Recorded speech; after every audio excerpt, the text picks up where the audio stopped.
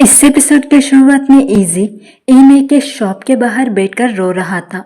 जब लिंग और ली जियांग आते हैं तब वो ली जियांग को हक करता है। थोड़ी देर बाद वहाँ ईमे और ली भी वहाँ आ गई।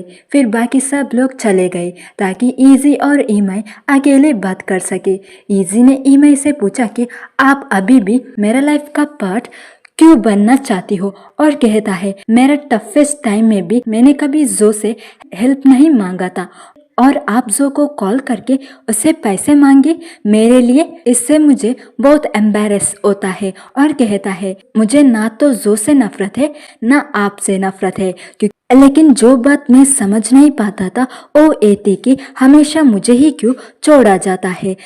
जब भी मुझे एक घर की जरूरत था तो हमेशा ली जियन और पापा ली ने मुझे अपनाए। इस वजह से मैं पैसा कमाना चाहता था और एक कॉफ़ी शॉप खोलना चाहता था जिसमें ली जियन की फेवरेट डिज़र्ट हो, ताकि सबको पता चले कि मैं अच्छा कर रहा हूँ। मुझे किसी की सिंपैथी का ज़रूरत नहीं है, मैं हार्ड वर्क करके सब कुछ उन्हें देना चाहता हूँ, उन लोगों को जिन्होंने कभी मुझे छोड़ा नहीं।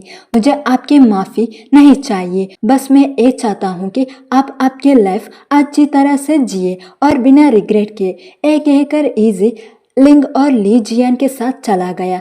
ली वहाँ रुक गया और ईमे की तरफ कंजन के साथ देखता रहा। ईमे ने उससे कहती है कि मैं अब उसे डिस्टर्ब नहीं करूँगी, और उसका जाने के बाद वो ज़मीन पर बैठ गई और आंसुओं में टूट गई। नेक्स्ट मॉर्निंग जब इजी उठता है तो उसने फ्लोर पर एक ड्राइंग देखा। उसमें उसका फैमिली एक टेबल के अराउंड बैठकर खाना खा रहे थे। ये ड्राइंग रात को ली जियन ने उसका दरवाजे के नीचे स्लिप कर दी थी। ली ऑलरेडी ब्रेकफास्ट बना चुका था और उसने इजी से कहा कि तुम लिंग को बुलाओ खाने के लिए। टेबल पर जब तीनों एक साथ बैठते हैं तब ली मौका लेकर अपना बात खोला। उसने सबसे पहले खुद को क्रिटिसाइज किया, कहकर कि मैं कभी एक अच्छा फादर नहीं बन पाया। कुकिंग के अलावा मैंने तीनों का प्रॉपर केयर नहीं की।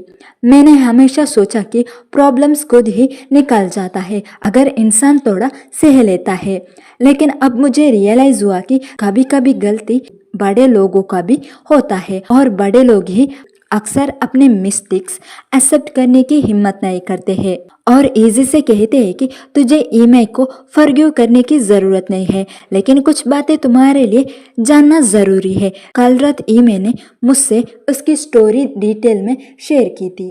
कई साल पहले जब वो सिंजन में काम करने गई थी तो एक डिपार्टमेंट स्टोर मैनेजर ने उसे धोखा दिया। मैनेजर शादीशुदा था फिर भी उसके पीछे करता था। ईमे ने कभी उसका एडवांस एक्सेप्ट नहीं की, लेकिन एक दिन मैनेजर की वाइफ स्टोर में आई और पब्लिक में हंगामा करके उसे होम ब्रेक कर बोली थी। मैनेजर ने प्रॉब्लम से बचने के लिए उसे तुरंत निकाल दिया। फिर उसके बाद जैसे सब कुछ और भी बुरा हो गया। उसके लैंडलॉर्ड भी उसे गलत समझा और उसे घर से निकाल दिया। ये सब सुनने के बाद इजी बहुत देर तक चुप रहा। लिंग को कंसर्न हुआ और उसने सजेस्ट किया कि लीजन स्टूडियो थोड़ा लेट जाए और कुछ टाइम इजी के साथ गुजारे। लीजन ने इजी को कंफर्ट करने की कोशिश की, लेकिन उसने कुछ नहीं सुना। घर वापस आने के बाद ईमे को बुखार हो गई। उसने एक नाइटमेयर देखी। सपने में वो यंग इजे के साथ पार्क में खेल रही थी, लेकिन अचानक वो गायब हो गया। चाहे कितनी भी कोशिश करे उसे वापस नहीं मिल पाई। तब वो चिल्लाकर उसका नाम लेने लगी। इसी बीच लू होंग, जो ली का वीचैट मैसेज मिलने के बाद वहां आई थी, उसने डिस्कवर किया कि ईमे सिक है।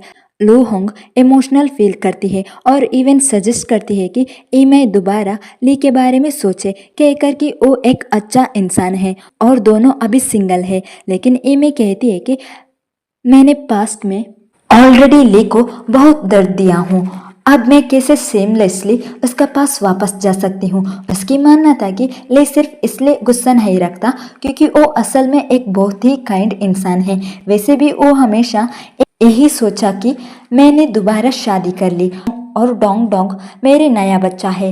लूहोंग शॉक्ड हो जाती है। उसे रियलाइज होती है कि ईमे ने कभी ली को अपने और डोंग डोंग के बारे में पूरा सच नहीं बताई। ईमे कहती है कि मैं एक अनइम्पोर्टेंट इंसान हूँ और अपनी लाइफ से ली को अफेक्ट नहीं करना चाहती। दूसरा ओर लिंग एपिंग अपने बिजनेस ट्रिप से लौटकर सीधा नूडल शॉप आता है। ली उससे कहता है कि मुझे तुमसे दो बातें बोलना है, एक लिंग के बारे में और एक ईजे के बारे में। सबसे पहले वो लिंग और ली जियान के रिलेशनशिप के बारे में बताता है। ये सुन के लिन एपिंग खुश हो जाता है। वो हमेशा चाहता था कि ली जियान उसका बहू बने और अब ये सुन के कि वो दोनों डेटिंग कर रहे हैं वो और भी ज्यादा खुश हो जाता है।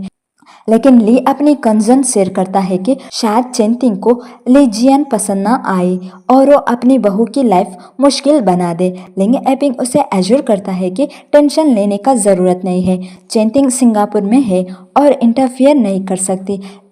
लिंग की बात खत्म करने के बाद ली उसे ईमई और ईजे के बारे में बताता है। दूसरी तरफ जैंग बाई फाइनली हिम्मत जमा करके मिंग्यू को कन्फेस करता है।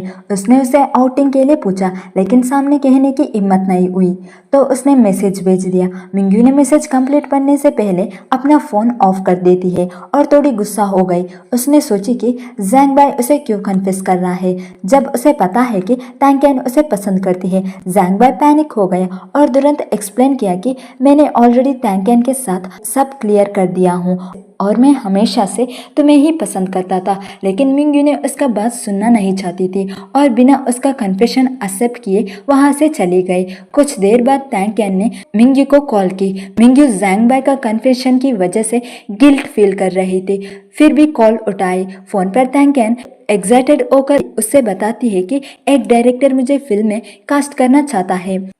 मिंग्यू उसके लिए खुश हो जाती है और उसे प्रॉमिस करती है कि घर लौटने के बाद मैं डिटेल में बात करूंगी।